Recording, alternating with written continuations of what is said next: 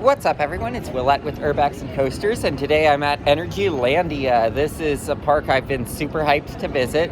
You've got Hyperion right behind me, so in this park we are going to be getting my 550th credit today. So what's it going to be? We shall see.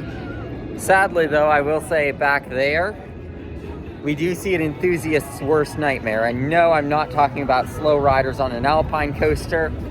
I'm talking about a lot full of buses. So we'll see what we get in today. We've got several days here, so let's get to it. Like, they have these signs here saying, "Are you with a group?" 545 is an SBF spinner. Laugh at the hilarity that my first ride in Energylandia is an SBF spinner. Second credit of Energylandia is an SBF kiddie coaster.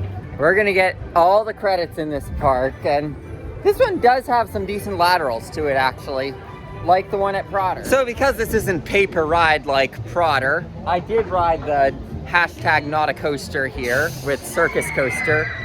We have a new crown holder for the worst inclusion in the roller coaster database.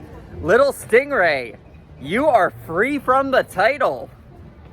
You can seriously feel the engine going the entire time on that one, and I mean, it doesn't even have the little hills like Little Stingray has, where you can feel it braking you the whole time, and it's as powerful, as weak as a powered drop on a dark ride with Little Stingray. I mean, that's less of a coaster than the dark rides at Prodder that have a second level, I would say, with Circus Coaster there. Come to the starboard side of the ship, please. What's the issue? There's a mouse. There's a mouse. And it's being overly restrictive to how we're able to do things. It's not as horrible as people say, but it is a horrible mouse with Viking. Formula, the ride that some say started the Vekoma Renaissance. What did I think of it? You can see it right there. Not too heavy on the positives, but has a few airtime moments. Has some decent inversions.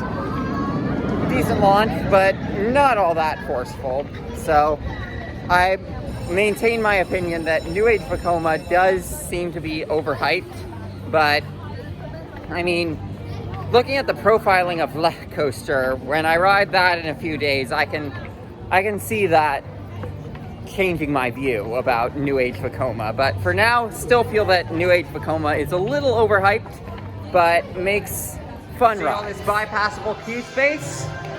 Take notes for your other rides, Energylandia. So I take back my praise for that Mine Trains queue, because it has an obnoxiously long queue. Absolutely obnoxious. Ride itself is pretty good, but it's basically block zone the ride. Decent family coaster, but it's basically block zone the ride. It has 3 lift hills that lead into not much. I'd say it's pretty comparable to the Great Escape Canyon Blaster, honestly, except with an extra lift hill. But doesn't really do that much. But you know what time it is. Number 550, 550. Who would have ever thought I would ride Polish Iron Gwazi before I'd ride Iron Gwazi after I saw Iron Gwazi under construction and was so disappointed that I wasn't getting to ride it because it wasn't complete.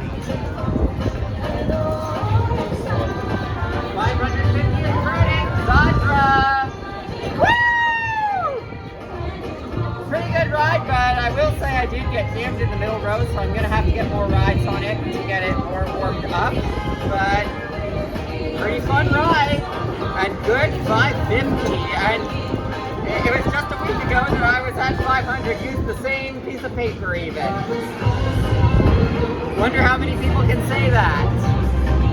So Frida here, this is a pretty good junior coaster, has nice comfortable trains. Not forceful, but fun. And over this fence you can see, I believe, what was supposed to be Siren's Curse. So we'll take a look at that here. You can see there's some activity on the site. You can see there are footers there. Don't know if they're building something maybe, but you can definitely see footers there. I think that was supposed to be Siren's Curse there, but not 100% sure. This family boomerang right here is the best Vekoma family boomerang that I've done. It does provide a little bit of weak floater on those bunny hills. So I would say that does make this better than the other ones that are absolutely forceless, because this one has weak forces to it. So I like that. And yeah, there's a boat ride here that you can get some good views of it over the water. So I like the setting of this one too. You can see some good views of that roller skater over there. And there is the beauty that was my 550th credit. Need to get a ride in a more optimal seat though. Abyssus. Definitely my #1 Vekoma. Not even close. Like, that ride has some good airtime, and what really stood out was the amount of positive forces that ride had. I didn't know Vekoma could sustain positive forces like that, but I mean, through those inversions, it sustains positive forces, has good airtime on those bunny hills. Best Vekoma I've done, and it's not even close. So I get some of the hype behind new Vekoma if that's the kind of stuff they're building. Alrighty, so I just rode my Furion and it was awesome.